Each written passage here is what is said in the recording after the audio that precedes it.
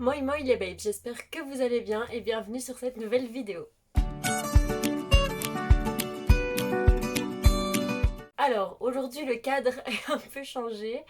Je suis pas dans la pièce où je suis d'habitude parce qu'il fait vraiment extrêmement chaud, donc je suis dans mon lit et du coup cet angle n'est pas le plus beau et en fait j'avais un bel angle mais vous devez être posé sur mon lit et dès que je bouge vous faites ça quoi, donc ça va pas le faire. Je vais changer le fond, je n'aime pas du tout. C'est mieux, c'est mieux. Pour cette vidéo, on va parler de piles à lire. Je sais que ça fait très longtemps parce que je fais plus des vidéos piles à lire tous les mois. Tout simplement parce que je m'y tiens pas. J'arrive pas à m'y tenir parce que sur le coup je me dis ouais je veux trop les lire et après en fait j'en vois d'autres que j'ai envie de lire et du coup j'arrive pas à m'y tenir. Mais du coup là je vais essayer de m'en tenir vraiment le plus possible. On va commencer par 3 livres parce que du 17 juin, j'espère que cette vidéo sera sortie avant le 17 juin, mais du 17 juin au 30, il y a le Pride Readathon. Donc en gros, vu que c'est le mois des fiertés, le mois de juin, je crois que c'est Morgane Moncomble qui l'a inventé. Je suis pas sûre, mais en tout cas c'est sur son compte que je l'ai vu. Il faut lire le plus de pages possible de livres qui représentent la communauté LGBTQ+. Et j'en ai sélectionné 3, alors forcément, je ne lirai pas les 3 en 2 semaines parce que pour l'instant, si vous me suivez sur Insta, vous savez que je lis beaucoup moins qu'avant, tout simplement parce qu'après le travail, je vais faire mes travaux dans la maison parce qu'on fait énormément nous-mêmes. Et du coup, ça me laisse vraiment beaucoup moins de temps pour lire. Et j'ai pas congé avant fin juillet, donc je ne vais pas lire énormément en juin, mais j'en ai quand même sélectionné 3 au cas où, genre on sait jamais.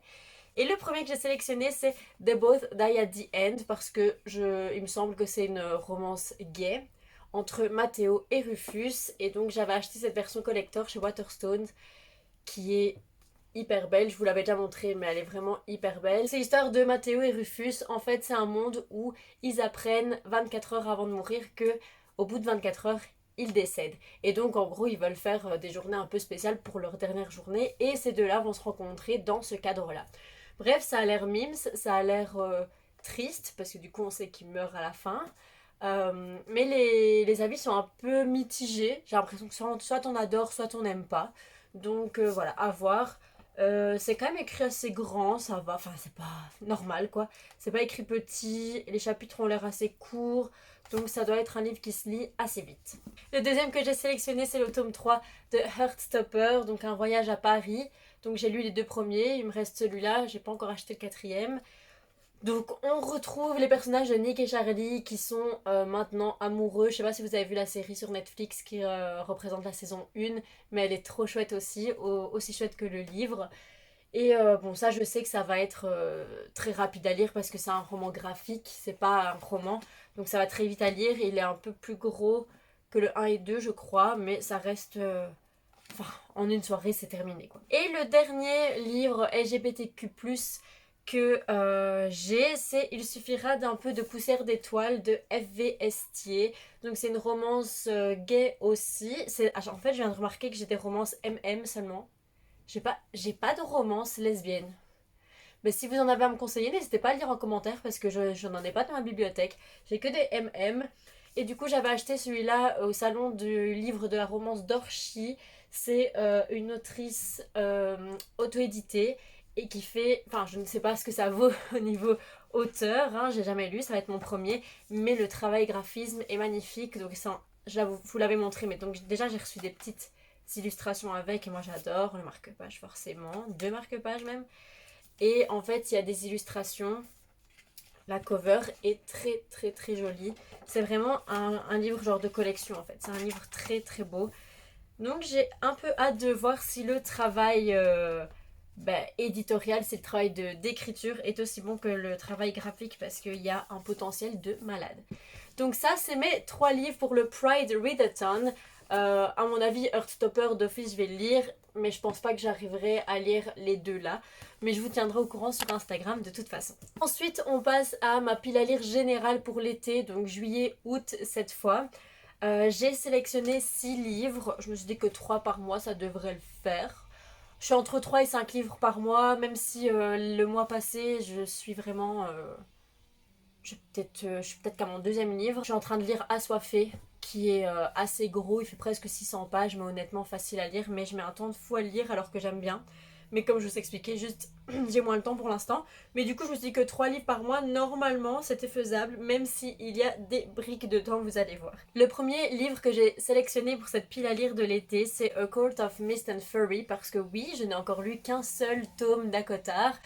Donc le tout premier que j'ai absolument adoré, franchement c'était vraiment chouette, et si vous me suivez depuis quelques temps, c'était vraiment mon premier fantasy avec des fées que je lisais et j'ai vraiment accroché. Donc là c'est le deuxième, j'espère que je vais adorer aussi. Je l'avais lu assez vite le premier alors que franchement c'est pas écrit grand, hein.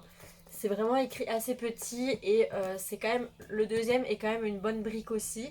Mais donc je dois le lire en été. J'ai également sélectionné l'affaire Alaska Sanders de Joël Dicker. Tout simplement parce que ça fait très longtemps que j'ai plus lu un Joël Dicker et j'avoue que j'ai pas lu celui d'avant qui est l'énigme de la chambre 622. Je l'ai mais je l'ai pas encore lu. Mais je voulais lire celui-là avant parce que c'est la suite du livre des Baltimore pardon, et de l'affaire Harry Kéber. Donc c'est avec les mêmes personnages, donc je me suis dit vu que j'ai déjà lu les deux, autant peut-être continuer dans ce genre de trilogie avec l'affaire Alaska Sanders.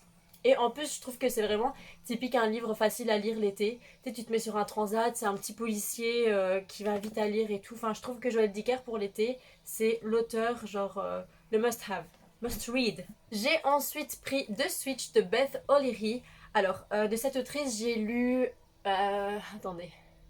C'est de Flatshare en anglais. Moi, je l'ai en français, c'est... Euh, à toi le jour, à moi la nuit, un truc du genre, j'ai une pub. Donc, en français, c'est à moi le jour, à toi la nuit, ou le contraire, je ne sais plus. Et j'avais adoré, vraiment, je l'ai lu pendant le premier confinement et c'était un coup de cœur.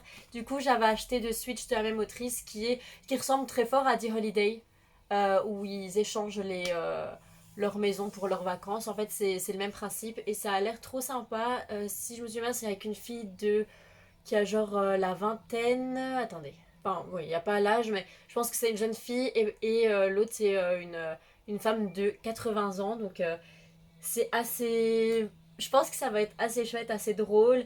Et je suis sûre que ça va être super touchant, surtout.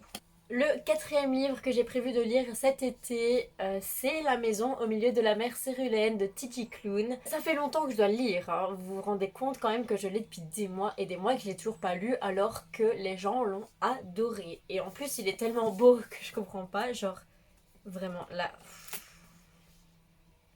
Est-ce que vous avez déjà vu un livre aussi beau? Il est magnifique. Et il paraît qu'il est super bien. En fait, je pense que ce qui me rebute à chaque fois, c'est le fait que c'est quand même une brique. Et en général, vu que j'ai pas trop le temps pour l'instant, j'essaye de lire des choses un peu plus petites. Mais en fait, c'est écrit quand même assez grand. Donc ça a l'air d'aller. Mais il paraît qu'il est super bien. Et je sais pas, il y a la mer et tout dans le titre. Je me suis dit, allez, ça me fait penser un peu aux vacances et à l'été. Donc j'ai choisi de l'insérer dans ma palle de l'été 2022. L'avant-dernier livre que je vais vous présenter, c'est un livre, mais que je pense tout le monde a lu sauf moi. Genre vraiment tous les gens sur Bookstab, BookTok et Booktube l'ont lu. Et je l'ai reçu en novembre. Ça fait vraiment très longtemps. Du coup, et il est temps que je le lise avant que ça fasse un an que j'ai dans ma bibliothèque. C'est Le Prince Cruel de Holly Black. Tout le monde n'en dit que du bien, on est d'accord. Et on me dit, en général, si t'aimes le premier, tu vas adorer le reste parce qu'il paraît que le deuxième est encore mieux. J'ai pas lu trop de critiques du troisième, mais il paraît que c'est incroyable. En fait, ce que j'ai un peu peur, c'est que j'ai l'impression que c'est de la fantaisie urbaine, donc que ça se passe dans notre monde, mais juste qu'il y a des faits dedans. Et généralement, j'ai un peu plus de mal avec ce genre de fantaisie. Je préfère quand le monde est inventé complètement. Mais je vais donner sa chance parce que les gens aiment tellement que je me dis que forcément, en fait, je peux qu'aimer. Ça peut pas être autrement. On est rendu au tout dernier livre de cette palle qui sera sûrement ma prochaine lecture. Ah ben non, puisque je dois lire d'abord du Pride Month. Donc non, ce sera peut-être ma première lecture de l'été, donc de juillet. Quand je parle d'été, je parle de juillet alors que bon, il fait 35 degrés. C'est mon tout premier Emma Green de Boy on Fire. J'ai dit. En fait, je l'ai acheté parce que déjà j'avais envie de tester un Emma Green depuis super longtemps. Parce qu'on en parle tellement, elles sont tellement connues. Enfin, que je pense qu'il était temps que je m'y mette, surtout vu que je commence la romance depuis quelques temps, je crois que c'est le bon moment. Et j'ai pris The Boy on Fire parce que tout simplement ça parle de sectes. Et moi, si vous me connaissez un peu, je suis passionnée par les sectes, genre je regarde des documentaires sur les sectes, vraiment genre presque toutes les semaines, j'adore ça, je trouve ça hyper intéressant. Et du coup je me suis dit, allez, je pense que là c'est le livre avec lequel je dois commencer. Donc c'est un des derniers, ou le dernier je crois. Donc ça parle de Jagger qui va épouser une fille de la secte qui s'appelle Nell. Et donc en fait il va l'épouser pour rentrer dans la secte, mais ce qu'il ne sait pas c'est peut-être qu'il va tomber amoureux d'elle. Mais lui, il rentre dans la secte pour sauver son frère, il n'est pas pour la secte. Ça va être compliqué, j'aime beaucoup. Par contre, Emma Green, elles font des briques et c'est écrit petit, les gars. Je m'y attendais pas, mais c'est écrit minuscule, hein, vraiment. Donc j'ai un peu peur, mais let's go. Il faut que je me lance. J'ai trop hâte de lire, donc je vous en dirai des nouvelles. Je pense même faire un reading vlog, genre je lis mon premier Emma Green, parce que comme j'ai fait avec Colleen Hoover, parce que c'est tellement des autrices que tout le monde aime, que j'ai trop envie de vous montrer un peu ce que moi j'en pense en direct. Donc voilà, c'est tout pour cette vidéo, j'espère qu'elle vous a plu. N'hésitez pas à mettre un like, un commentaire et à vous abonner à la chaîne. Moi je vous fais des gros bisous. Ciao.